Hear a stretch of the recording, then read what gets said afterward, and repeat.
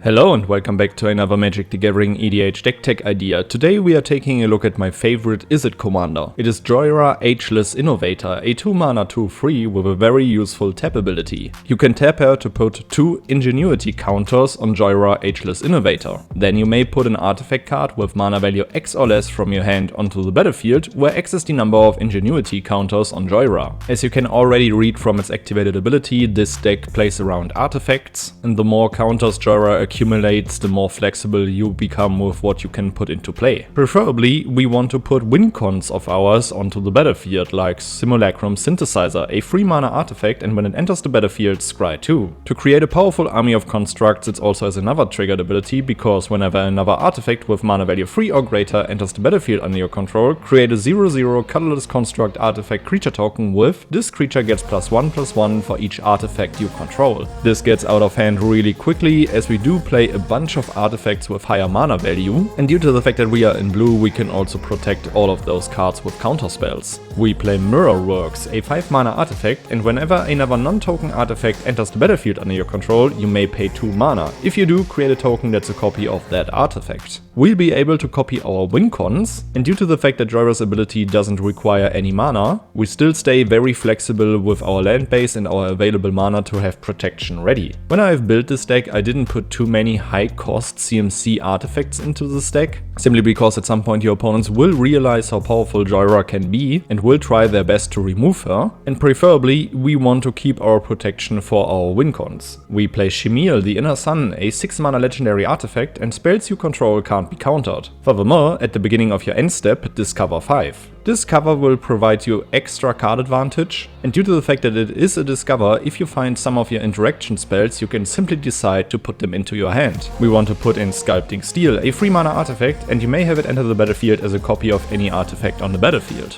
This will either allow you to copy a very powerful ramp artifact of your opponent's, of your own, or any other useful artifact that you can see on the battlefield. We want to put in God Pharaoh Statue, a 6-mana legendary artifact, and spells your opponent's cast cost 2 more to cast. This will slow them down heavily and will also require some removal on this card, which isn't too bad as it is not necessarily our Wincon, so we can draw some removal for free from our opponents. Furthermore, at the beginning of your end step, each opponent loses 1 life. To generate even more value, we also want to put in Lithoform Engine, a 4-mana legendary artifact, and for 2 mana in tapping it, copy target activated or triggered ability you control. You may choose new targets for the copy. This can be Jhoira's activated ability to be able to put in very powerful artifacts really quickly. For 3 mana and tapping it, copy target instant or sorcery spell you control. You may choose new targets for the copy. This can be great in a reactive way if we either want to protect our Wincons, if we get into a counterspell fight, or if we simply want to draw even more value from some powerful instant and sorceries that we control. And for 4 mana and tapping it, copy target permanent spell you control. This might not be that relevant as it is a very heavy mana investment and as we rarely cast our powerful spells, but you never know what's about to come.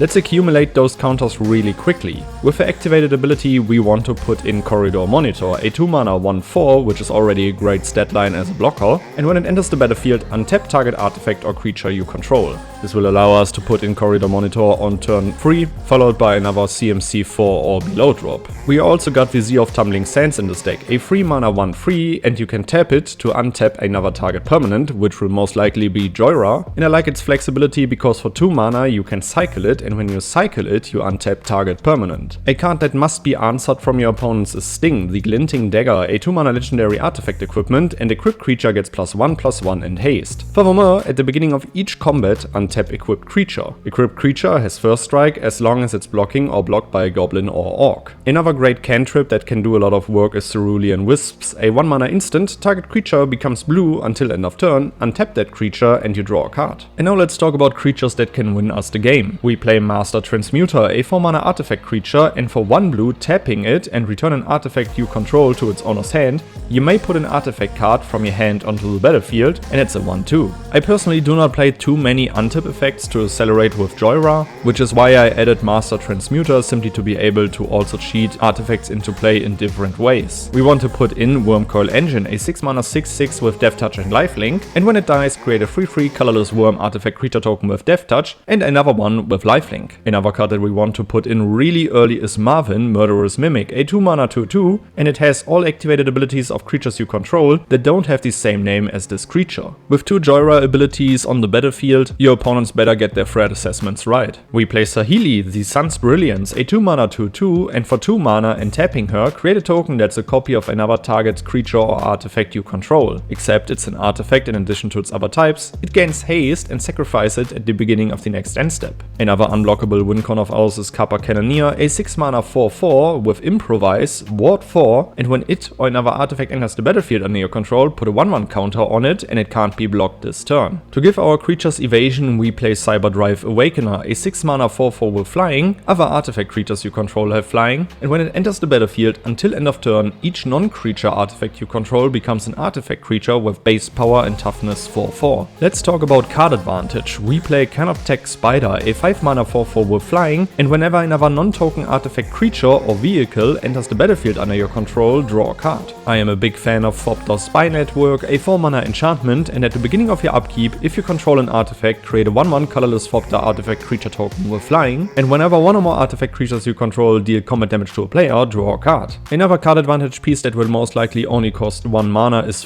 Cast, a 5 mana sorcery with affinity for artifacts, and you draw 2 cards. A great cantrip in this deck is Experimental Augury, a 2 mana instant. Look at the top 3 cards of your library, put one of them into your hand and the rest on the bottom of your library in a random order, and you also proliferate, and you will definitely put another Ingenuity counter on Jhoira. I am personally a big fan of playing cards that aren't that widely known, for example Tamiyo's Logbook, a 3 mana artifact, and for 6 mana and tapping it, draw a card. This ability costs 1 less to activate for each other artifact you control, which will provide a constant flow of card advantage for you. We play Frostcliff Siege, a 3 mana enchantment, and as it enters the battlefield, choose Jeskai or Timur. If you choose Jeskai, whenever one or more creatures you control deal combat damage to a player, draw a card, or if you choose Timur, creatures you control get +1/+0 and have trample and haste. You want to win more? You get it. You play Metalwork Colossus, an 11 mana 10/10, and this spell costs X less to cast, where X is the total mana value of non-creature artifacts you control. You can also sacrifice 2 artifacts to return Metalwork Colossus from your graveyard to your hand. This powerful creature can really quickly hit the battlefield, simply because we cheat in additional artifacts with Jhoira, and we can also simply cast them, as Jhoira doesn't require any mana for her ability. Another great card that we want to put into play is Soul of New Phyrexia, a 6 mana 6/6 with trample, and it has 2 activated abilities. First, for 5 mana, permanents you control gain indestructible until end of turn, and you can pay 5 mana and exile it from your graveyard, so permanents you control gain indestructible until end of turn. Even though this is an artifact creature beatdown deck, we still want to control by playing counter spells and other helpful interaction that we have in red. Because of that, most of our turns will be a land drop, activating Jhoira if we want to, attacking with our creatures and keeping interaction up. This is why I like Soul of New Phyrexia in this deck. Your opponents see clearly on the battlefield that you have more than 5 mana or exactly 5 mana available, so their board wipes don't mean anything to you, because you can activate this card at any time. Alright guys, these were a few cards that I would play in Jhoira, Ageless Innovator. Let me know which cards you would add to the deck, which legendary creature I shall feature next. Make sure to check out my full deck list in the notes below, and then I would say see you in the next one. Goodbye guys.